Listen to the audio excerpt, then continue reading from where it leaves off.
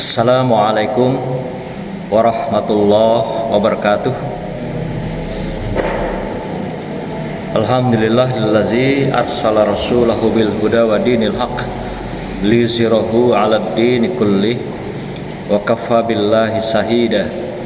Asyhadu an la ilaha illallah wahdahu la syarikalah wa asyhadu anna Muhammadan abduhu wa rasuluh la nabiyya ba'dah. Allahumma shalli wa sallim ala sayyidina Muhammad wa ala alihi wa sahbihi ajma'in, amma ba'du. Yang saya hormati para ustadz, tuan guru, para ustazah, para jamaah salat zuhur yang berbahagia, wabil khusus yang saya muliakan, saya banggakan santri santriyah yang berbahagia. Kembali kita melakukan tadabbur Quran, ngaji Al-Quran pada siang hari ini, melanjutkan kajian yang sebelumnya. Pada hari ini kita masih meneruskan surah Al-Maidah ayat 34. Sebelum kita memulai ayat 34 ini, kita mengulas kembali ayat sebelumnya, yaitu ayat 33. Setelah ini ada satu rangkaian dengan ayat 34 yang akan kita bahas pada hari ini. Di mana sebelumnya Allah mengatakan dalam surah ayat 34 ini, yaitu hukuman bagi orang-orang yang memerangi Allah dan Rasulnya dan mereka yang membuat kerusakan di bumi hanyalah dibunuh atau disalib atau dipotong tangan dan kaki mereka secara silang atau diasingkan dari tempat kediamannya. Yang demikian itu adalah kehinaan bagi mereka di dunia, dan di akhirat mereka mendapat azab yang besar. Shadaqallahul azim. Dari ayat 33 Al-Maidah ini Allah mengungkapkan ada 4 karakter hukuman yang diberikan pada mereka yang melakukan pelanggaran atau juga melakukan tindakan kejahatan pidana. Dalam Islam dikenal ada namanya, kalau di perguruan tinggi itu namanya jinayah.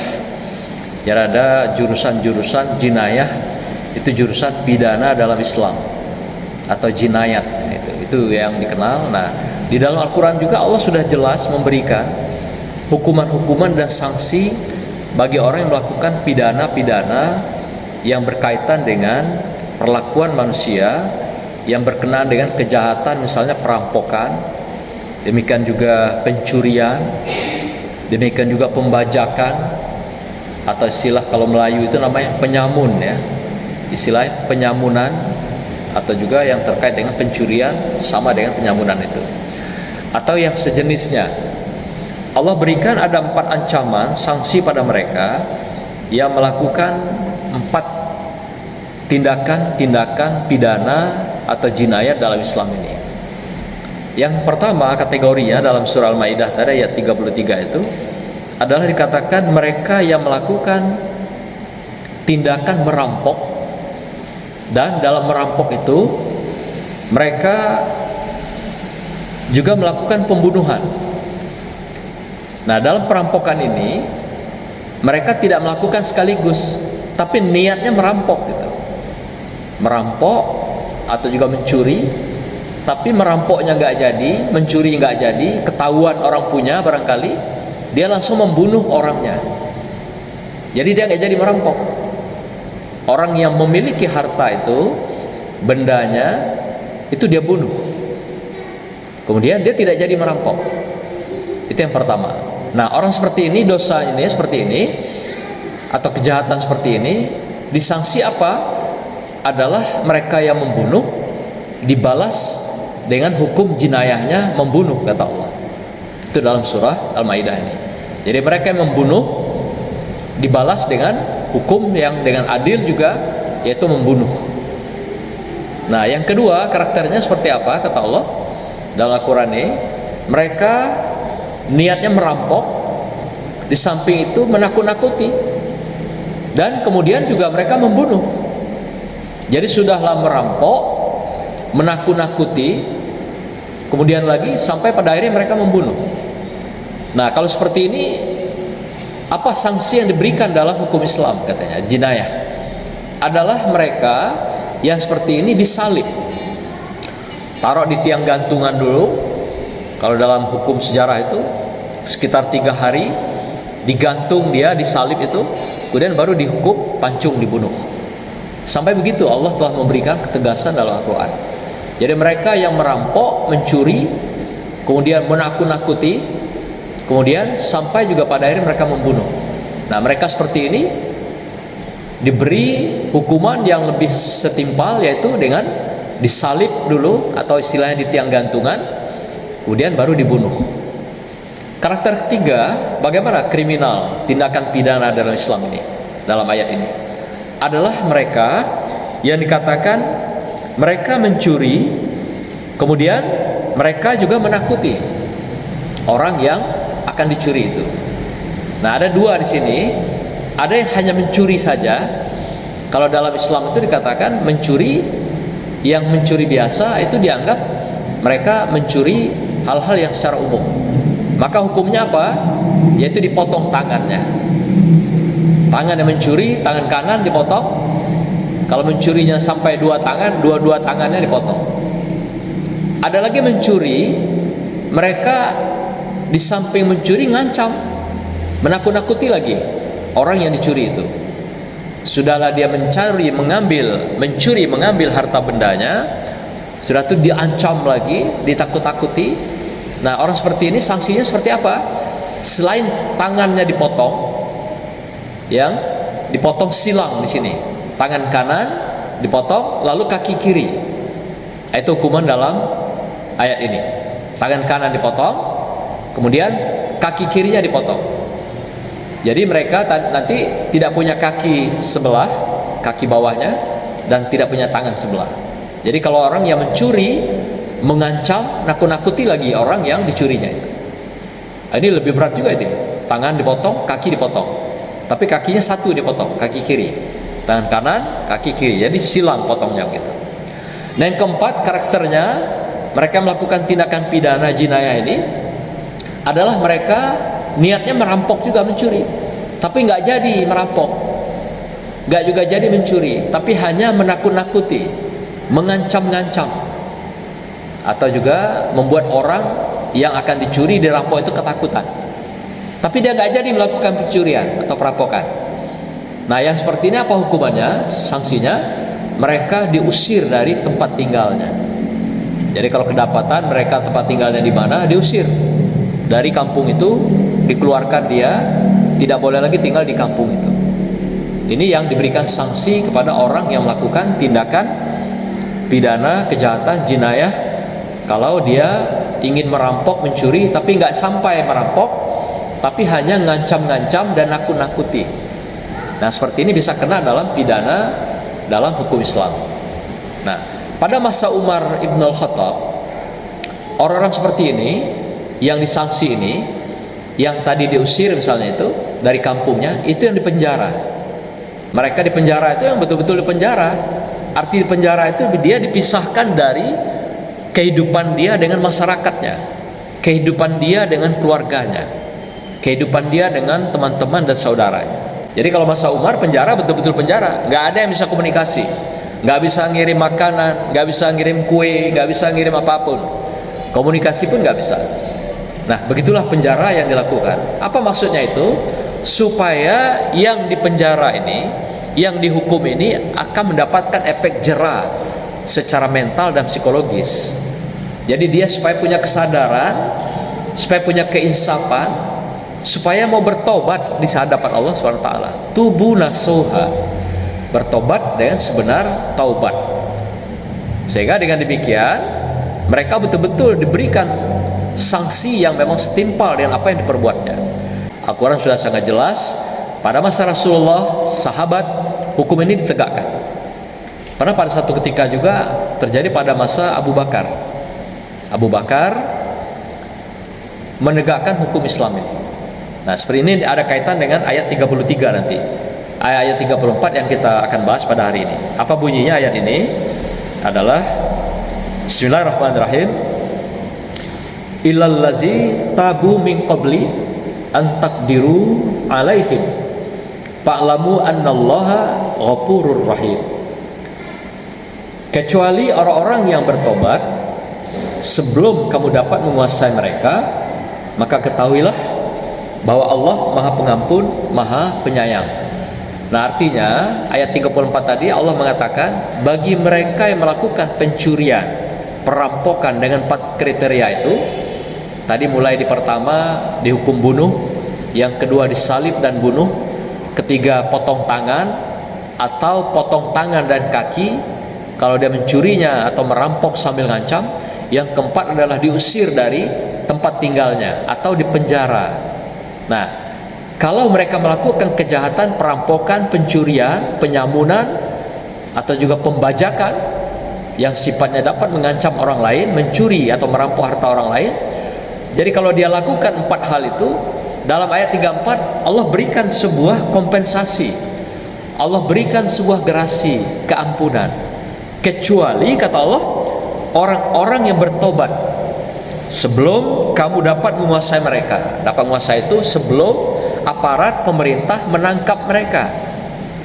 Jadi mereka udah tobat duluan, maka Allah akan mengampuni mereka kalau mereka bertobat tubu nasuha. Jadi Allah dengan haknya, Allah mengambil haknya itu tidak lagi diberikan kepada orang yang bersangkutan. Artinya orang yang bersangkutan diampuni oleh Allah Subhanahu wa taala asal dia mau dengan sungguh-sungguh tobat nasuha. Nah, lalu bagaimana dengan orang yang korban? Misal keluarga tadi saudaranya dibunuh, maka keluarganya nuntut kepada hakim atau pengadilan, kami menuntut keluarga kami telah dibunuh, maka kami nuntut keadilan. Nah, keadilannya apa? Yang dibunuh dibalas dengan dibunuh.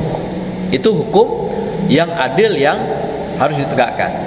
Atau tadi mereka merampok, mencuri, di samping dia membunuh, ngancam lagi, kemudian sambil nakut-nakuti orang yang dibunuh dan dirampok itu. Nah, itu adalah mereka disalib. Nah, akan tetapi kata ayat 34, ilallazina tabu min qabli, kecuali kalau mereka bertobat, tubu nasuha, tobat sebenar-benar tobat sebelum dia ditangkap oleh aparat atau pemerintah, maka dia diterima tobatnya oleh Allah Subhanahu wa taala. Pun begitu juga kalau dalam ayat yang lain, hadis Rasulullah mengatakan, kalaulah seseorang itu melakukan sebuah kejahatan, kalau dia bertobat tubu nasuha, benar-benar bertobat, tidak lagi mengulangi hal yang sama, itu juga Allah akan janjikan diampuni dosa-dosa mereka yang telah melakukan kejahatan itu. Nah, maka itu pada masa Abu Bakar radhiyallahu an pernah terjadi ada sebuah keluarga di mana orang tuanya dibunuh oleh seorang pemuda. Ketika itu seorang pemuda ini membawa seekor unta. Lalu unta itu dia paut di sebuah kebun korma yang sedang berbuah. Lalu dia ketiduran di pinggir pagar korma itu. Lalu dalam dia tidur, dalam keadaan tidur anak muda ini, unta tadi lepas tali ikatannya, lalu dimakan semua pohon-pohon korma tadi, buah-buahnya, bahkan juga yang baru-baru berputik, habis semuanya dimakan oleh si unta yang dipelihara oleh pemuda ini tadi. Dan unta itu pun punya orang, dia hanya memelihara. Lalu ketika unta ini telah memakan makanan buah korma itu, pemiliknya datang. Pemilik datang, lalu dia bunuh ini unta. Dia bantai, matilah unta ini. Ketika unta ini dilihat sudah mati, lalu si pemuda ini bangun yang melihara unta ini. Lihat, kok untanya sudah mati. Dia cari siapa yang bunuh. Rupanya orang yang punya kebun, yang telah membunuh unta yang dipaut tadi, tapi lepas gitu. Lalu oleh pemuda ini tadi didatangi oleh yang punya kebun. Wahai Pak Tua, siapa yang membunuh unta saya? Saya ini ditugaskan memelihara unta ini. Lalu kok tiba-tiba mati? Nah, jadi ceritakan oleh orang Pak Tua yang memiliki kebun ini. Tadi dia masuk kebun saya, lalu memakan buah-buah korma saya, sampai juga bunga-bunganya itu dihabisi semua oleh unta yang tadi lepas. Saya tidak tahu kalau unta itu punya kamu, katanya kan gitu. Nah, mendengar orang tua ini mengatakan untanya dibunuh, lalu pemuda ini emosi, dibunuh pula ini orang tuanya yang tadi punya kebun. Lalu matilah orang tua ini. Lalu ketika orang tuanya sudah mati, datang anaknya 3 orang, pemuda pula lagi. 3 orang pemuda datang bertanya, loh kenapa orang tua saya meninggal, mati? Lalu si pemuda yang pertama tadi menceritakan, ayahmu tadi telah membunuh onta saya. Saya ditugasi memelihara onta, tadi saya ngantuk berat. Lalu onta itu saya paut di pagar korma ini. Tanpa sepengetahuan saya, onta ini lepas, masuk ke kebun orang tua kamu. Lalu dimakanlah buah korma yang sedang masak atau juga yang sedang berbunga. Nah, saya tidak tahu, lalu onta itu dibunuh. Mendengar orang tua membunuh onta saya, sementara saya bekerja memelihara onta ini, maka saya bunuhlah orang tua kamu tadi. Nah, mendengar hal semikian, pemuda bertiga ini membawa pemuda ini ke hadapan Abu Bakar. Wahai Khalifah Abu Bakar, kami mau melaporkan bahwa pemuda ini telah membunuh orang tua kami. Dan katanya dia gara-gara membunuh orang tua kami, katanya telah membunuh ontanya, lalu dia bunuh orang tua kami.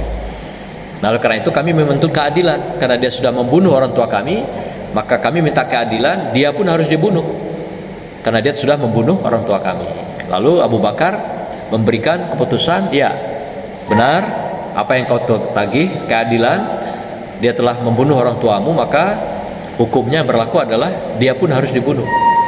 Nah, lalu si pemuda menyatakan siap bertanggung jawab secara jujur atas apa yang dia lakukan, karena dia memang membunuh orang tuanya tadi sengaja, karena orang tua si pemuda tadi telah membunuh onta tadi. Nah, kemudian dalam kondisi akan diputuskan dibunuh, si pemuda tadi bilang, tapi mohon ya Khalifah, izinkan aku pulang ke kampung dulu, aku menyelesaikan dengan orang yang punya onta ini dulu, karena orang punya onta ini mengamanahkan pada aku memeliharanya. Lalu aku menyelesaikan urusan-urusan keluarga, ada utang piutang dan sebagainya. Setelah itu nanti aku akan kembali ke sini memenuhi hukum, yaitu akan dibunuh. Tapi apa mungkin orang percaya gitu? Pemuda ini minta izin dengan Abu Bakar akan meninggalkan hukum yang akan dipancung ini di tiang gantungan, akan pulang ke kampungnya yang juga tidak jauh dari tempat kebun korma itu. Nah, lalu Abu Bakar mengatakan, siapa yang akan menjamin engkau akan pulang ke kampung yang akan dihukum? Lalu jaminannya apa? Diam semuanya, sahabat diam, tidak ada yang bisa menjamin. Dia tidak punya keluarga, tidak punya family. Akhirnya muncullah seorang sahabat yang bernama Salman Farisi. Salman Al-Farisi. Salman Al-Farisi datang muncul, wahai Khalifah Abu Bakar, akulah yang menjamin pemuda ini. Lalu si Khalifah Abu Bakar membentak, wahai Salman, engkau nggak kenal siapa pemuda ini, engkau baru ketemu sekarang, tapi tiba-tiba mau menjamin dia yang akan dihukum pancung, hukum bunuh, dalam mempertanggungjawabkan apa yang sudah dilakukan, telah membunuh orang tua 3 pemuda ini. Ya, aku siap ya Khalifah Abu Bakar. Aku melihat anak ini adalah anak yang beriman. Aku melihat anak ini adalah anak yang jujur. Maka itu izinkanlah aku menjamin anak ini, biarkan dia pulang ke kampungnya. Aku yang sebagai jaminan, sekiranya anak ini nanti tidak pulang lagi kemari, akulah yang menjadi penjaminan yang dibunuh sebagai bukti bahwa saya bertanggung jawab atas jaminan kepada anak muda ini. Lalu dengan keadaan bersedih hati sahabat, karena Salman ini nanti akan jadi tumbal, akan menjadi penjamin yang akan dibunuh, menangis para sahabat melihat Salman menyatakan diri dengan jujur, dengan ikhlas, siap menjamin pemuda yang bersangkutan. Lalu pemuda ini berangkatlah dia pulang ke kampung. Lalu dalam tempo hari yang diminta 3 hari yang dijanjikan, sampailah waktunya akan dieksekusi, akan ditetapkan pembunuhan itu pada habis asar, sore hari.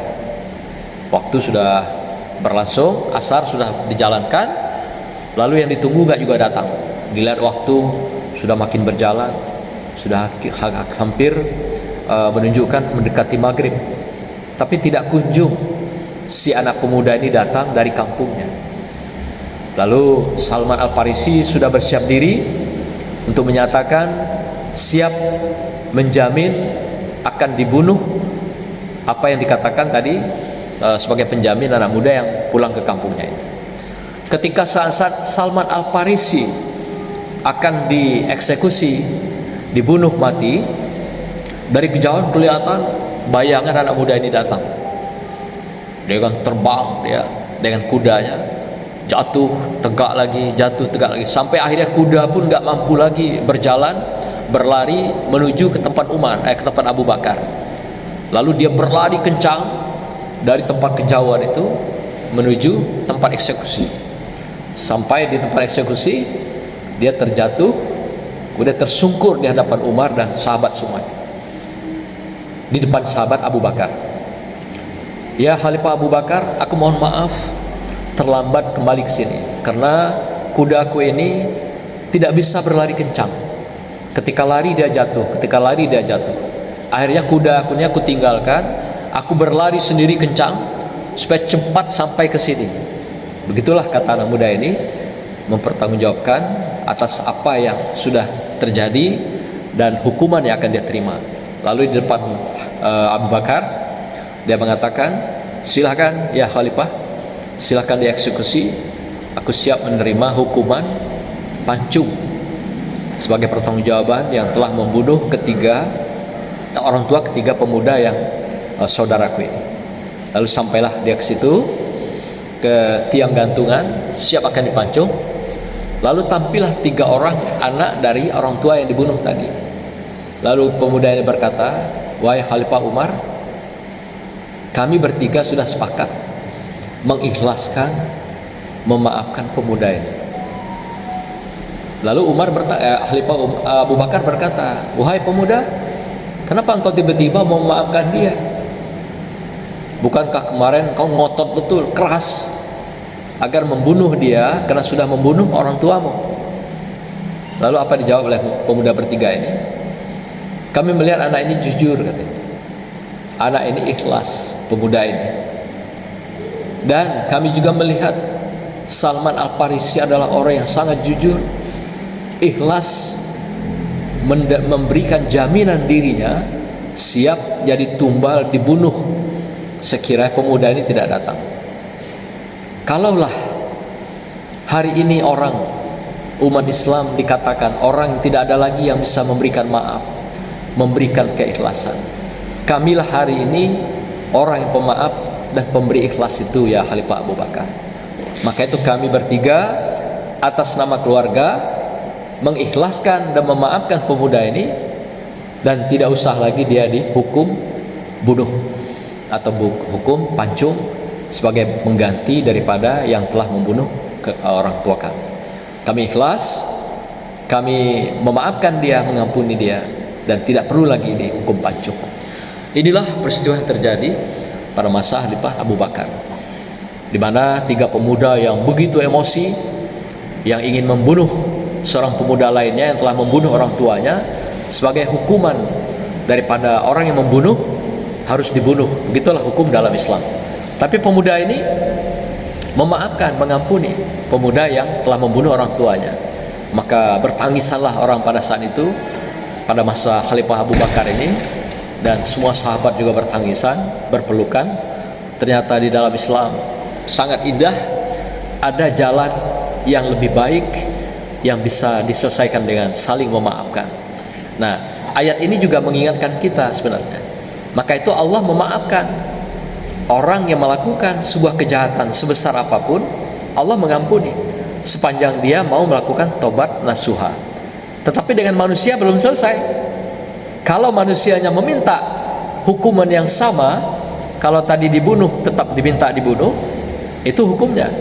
Kalau dia misalnya tadi sampai merampok, menekan, mengancam, menakut-nakuti, hukumnya adalah selain dia disalib juga digantung dan dibunuh. Itu maksudnya.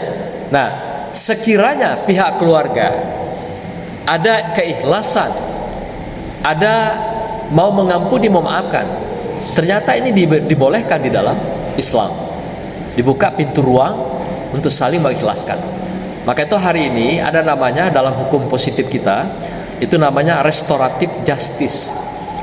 Restoratif justice itu adalah hukum-hukum yang harusnya masuk ke meja sidang, meja hijau di pengadilan, kemudian dari dua pihak diselesaikan secara kekeluargaan, secara adat, dengan bermusyawarah dari hati ke hati, dan itu boleh diselesaikan, tidak perlu diselesaikan di meja persidangan. Itu dapat dilakukan, namanya restoratif justice. Jadi boleh itu hukum yang sudah ditangani oleh kepolisian atau pihak kejaksaan. Jadi kalau dua pihak sudah bertikai ini saling mengikhlaskan, saling menjaga silaturahim dengan menyelesaikan secara kekeluargaan, berlakulah hukum restoratif justice. Itu dalam hukum kita sekarang.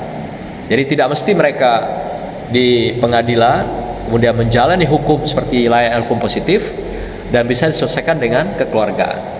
Nah, tentu saja nanti ada pihak penengah. Dalam hal ini ada namanya lembaga adat atau lembaga-lembaga yang ada di pedesaan, di masyarakat, yang bisa menengahi antara dua belah pihak dalam menyelesaikan sanksi hukum yang sudah ditetapkan secara positif atau hukum yang ditetapkan dalam negara kita yang berlaku. Jadi artinya ada kesesuaian di sini. Allah memberikan keampunan. Sekiranya manusia pun memberikan kemaafan dan keampunan, keikhlasan, diselesaikan dua pihak secara kekeluargaan dengan silaturahim, itu pun dibuka ruangnya, ada jalan untuk kita bisa berdamai dari hati ke hati, kemudian dengan secara silaturahim. Nah, inilah hukum yang begitu tegas dan keras di hadapan Allah SWT, tetapi ada toleransi secara kemanusiaan yang diberikan ketika manusia pun mau saling mengikhlaskan dan saling memaafkan. Itu kuncinya. Nah, kalau ketika nanti misalnya mereka mencuri, kembalikan pencuriannya. Barangnya apa yang dicuri, kembalikan. Itu cara penyelesaian. Jadi bukan selesai begitu saja. Tentu ada penyelesaian yang memang ya dilepaskan. Kalau ada barang dicuri, diambil, dikembalikan barangnya. Berapa nilainya, berapa harganya, dikembalikan sesuai dengan harga itu. Nah, yang lebih hebat tadi seperti tadi, yang dibunuh kemudian dimaafkan, diikhlaskan. Seharusnya dibunuh juga, tapi sudah dicontohkan oleh masa Khalifah Abu Bakar, ada keluarga yang mengikhlaskan, tidak dilakukan sebuah hukum pidana seperti apa yang harus ditegakkan, seperti ayat 33 surah Al-Maidah. Nah, Bapak Ibu sekalian, anak-anakku sekalian, inilah indahnya hukum Islam yang sangat tegas dan keras, tapi ternyata juga penuh dengan toleransi, kemanusiaan, dan penuh dengan budaya dan peradaban, sesuai dengan fitrah kemanusiaan, yaitu ikhlas, suci, dan juga saling memaafkan. Ini juga dibuka ruangnya oleh Allah SWT bagi orang yang mau menyelesaikan secara kekeluargaan, secara silaturahim di dalam kehidupan bermasyarakat, berbangsa, dan bernegara. Demikianlah pencerahan kita pada hari ini, surah Al-Maidah ayat 33 dan 34. Semoga bisa membuka ranah kita, wilayah hukum yang ada dalam Al-Quran, yang dikenal dengan jinayah atau hukum pidana di dalam Islam. Barakallah, subhanakallahumma wa bihamdika, astaghfiruka wa atubu ilaik. Wassalamualaikum warahmatullahi wabarakatuh.